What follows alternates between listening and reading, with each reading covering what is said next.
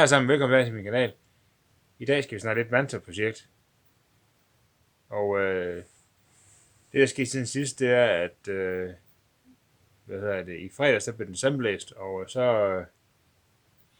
har I været ved at slive på den, og gøre den pænt ren alle steder, og så er den klar til at få foxygrund, og det har han så også fået i dag.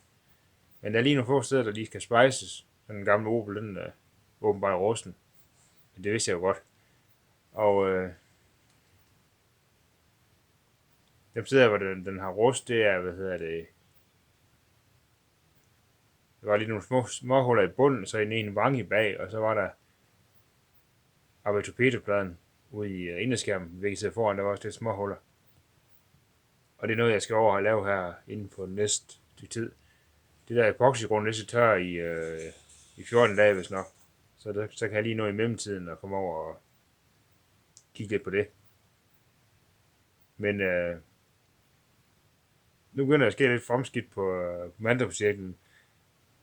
Det er også det her, der er mest træls ved projekterne ved at skal svejse dem op og gøre dem pæne og sådan noget, og få malt.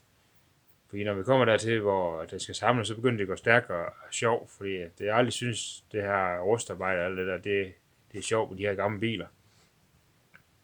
Men når man kommer til, hvor bilen er malet, så er det det hele værd, og kan få det sammen, få bilen samlet og komme ud og køre i den. Men det er jo sådan set det her for den her gang, så hvis I gerne vil se mere på Manta-projektet, så husk at like og subscribe. Der vil blive lagt noget op her i næste stykke tid.